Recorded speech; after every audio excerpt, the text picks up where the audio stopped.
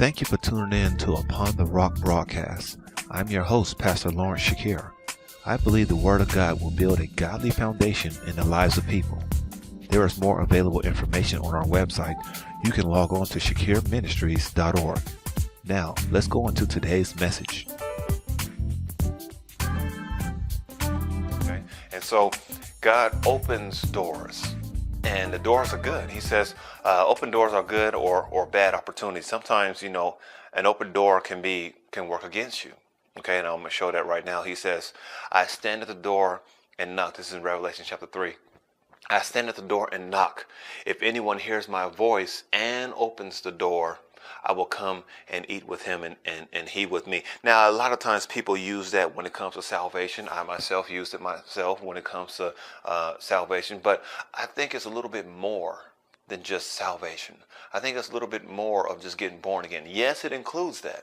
But I think it's a little bit more broader than that. And so when Jesus says, I stand at the door and knock, if any man hears my voice and then opens the door, then I'll come in.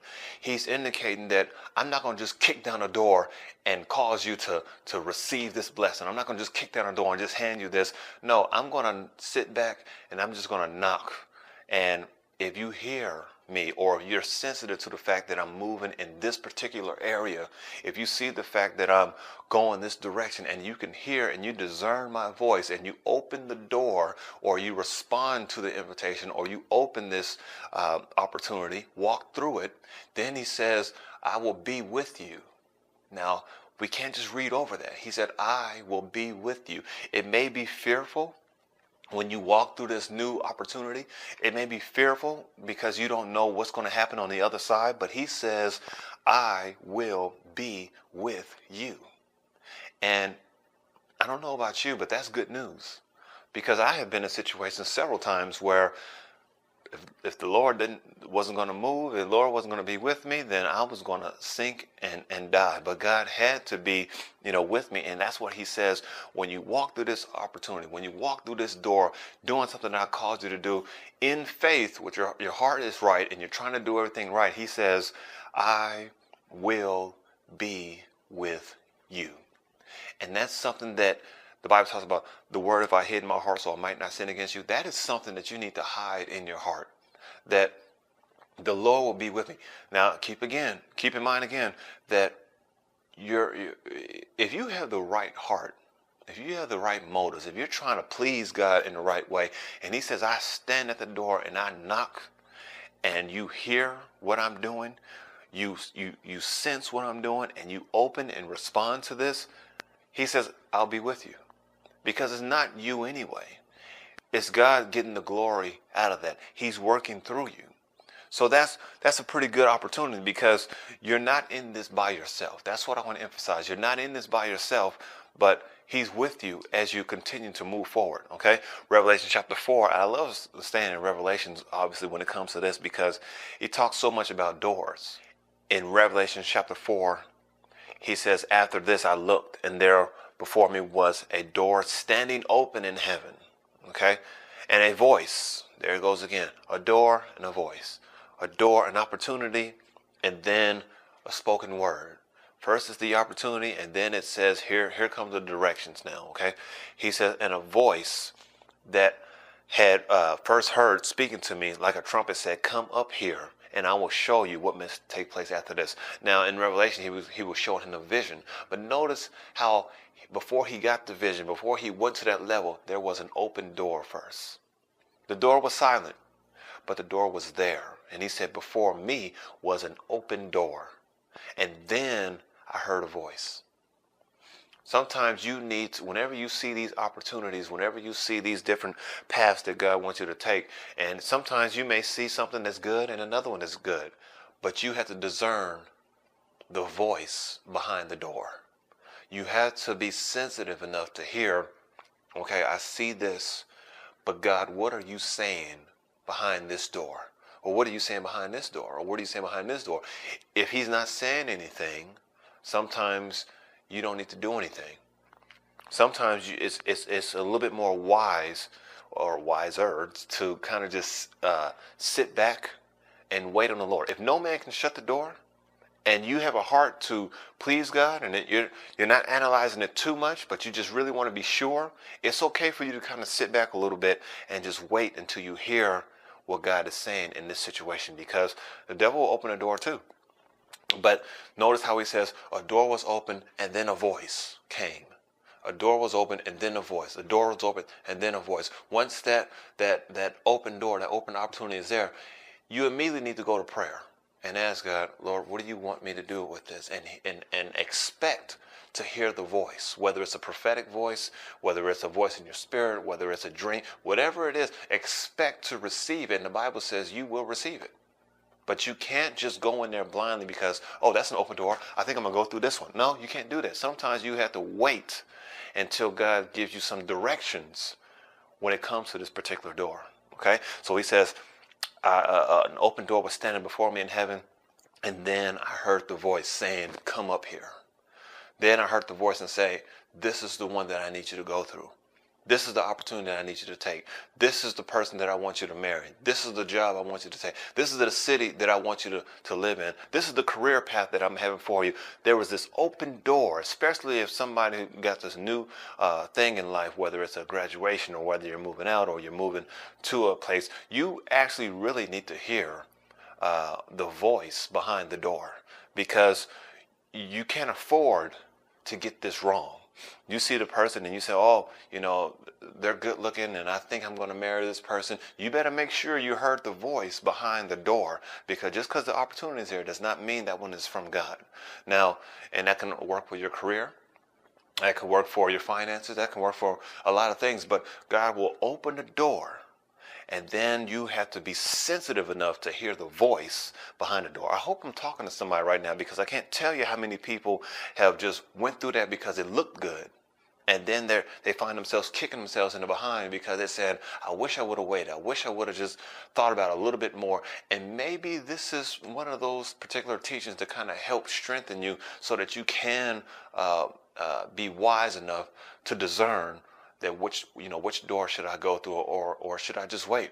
The open doors are, and the voice of God is very important. I can't overemphasize that if you hear the voice and you see the open door, make sure you hear the voice behind the door, because you cannot separate the two. Okay, because even Satan comes as an angel of light. Satan comes with opportunities that look good too, but that's not of God though. So he says that if Satan can do that, then that's why he said that my sheep know my voice. That's why he said that, is because when you see all these different opportunities, you got to know, okay, is this one from the shepherd or is this one from the thief? But he said, my sheep know my voice, and a stranger they will not follow. And so it's very important for us to stay in the Word. It's very important for us to be connected to, ministries that teach and train in the Word, because this is how you recognize the voice of God, so you can go through the right doors. Okay.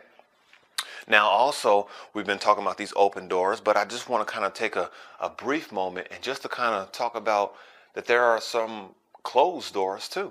A lot of people don't like to talk about closed doors. They want the open doors. We shout about open doors. We celebrate when it comes to open doors, but nobody really talks about the closed doors. But you know what? The closed doors can be just as a blessing as the open doors. People don't give it credit, but closed doors are a tremendous opportunity for us to grow. And so look at what in the book of Luke, chapter 9, verse 52, he says, he sent messengers ahead who went into Samaria. This is Jesus. He sent some of his disciples to go into the Samaritan village to get things ready for him. But the people there did not welcome him in Samaria, okay? Because he was headed for Jerusalem. Verse 54, he says, when the disciples, James and John, saw this, they asked, Lord, do you want us to call down fire from heaven to destroy them? But Jesus turned and rebuked them, and they went to another village. See how Jesus didn't take it personally? That if that door was closed, yes, he wanted to go to Samaria, but the people did not receive him.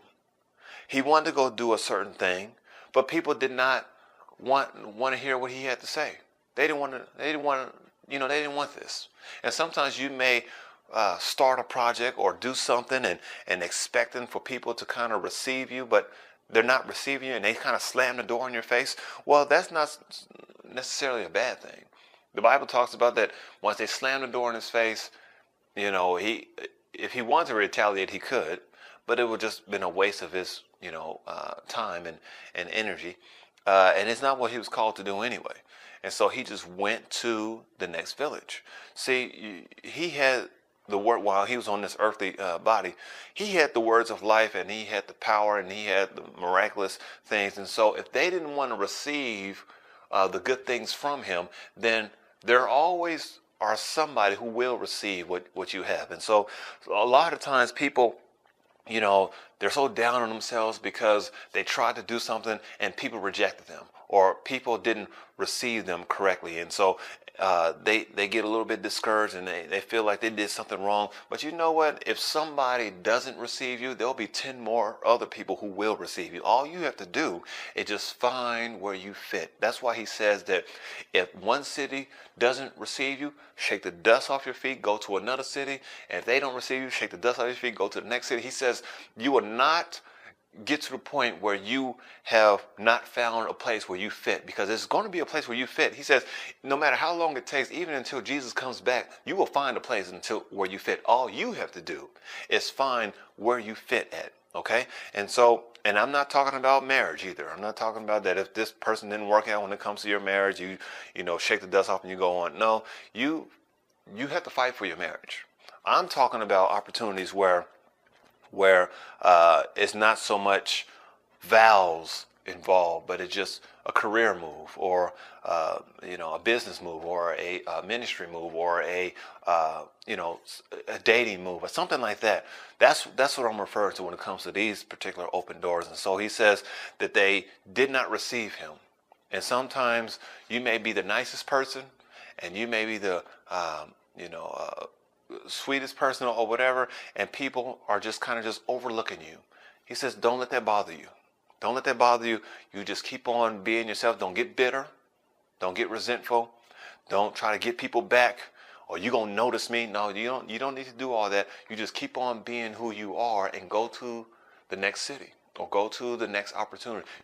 You don't change. Don't let the situation change you, because sometimes by the time people get to their promise, they're so worn out by the journey that they don't even know how to appreciate that they're in the promised land. And so you need to stay focused on what you're supposed to be doing, because by the time you get to this promised land, you can forget about all the hell that you've been through in the past. And so that's why God is saying that these closed doors, they're good opportunities too. So don't cry over the closed doors. If God would have given you everything you pray for, you'll be miserable. And so it's probably good that you didn't marry that person. It's probably good that you didn't get accepted to that school or that job. It's probably good because you don't know what's on the other side of that. So that closed door, if God has closed that door, you need to rejoice over that, because the same God that closed doors is the same God who opens doors. Okay?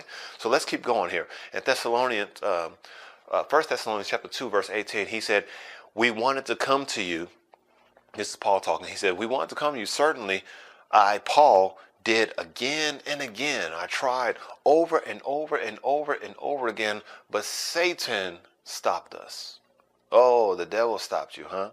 Yeah. Sometimes Satan can get in the way. Sometimes Satan can cause bad things to happen. But the Bible talks about that God calls all things to work together for his good. So even the setbacks that even Satan has had a hand in, it doesn't mean that it will stop the plan of God for your life. Somebody says, well, you know what? It may delay it. No, not necessarily, because nothing surprises God. God knows that you are exactly on the right path, the right time frame that you need to be on. All the other things are education for you, so you can learn. But God already knows at this particular time, you will end up at this spot, because God is all-knowing. Satan thinks he's stopping that, but God already knows, no, by the time you get here, you're going to arrive where you need to be. He's just trying to stop you to get you discouraged so you can quit and not end up in this particular promise. But I come right now when it comes to this video to rebuke that spirit, because you will arrive at the location that you're supposed to arrive in, and you will be everything that God calls you to be. Satan, these light afflictions, they're only there to make you stronger. They're only there not only to test you, but just to build more stamina, more tenacity inside of you, more faith inside of you, so that you can not only reach your goal, but you can go past that and help somebody else. Thank you for listening to Upon the Rock broadcast. If this message has been a blessing, you can help us spread the gospel by sharing this message with your friends. Also, if you're online, please be sure to contact me, either through our website at shakirministries.org or through social media. I would love to hear from you. Together, we can build a godly foundation in the lives of people. Until next time, please know that I'm praying for you, and I hope to see you on our next broadcast.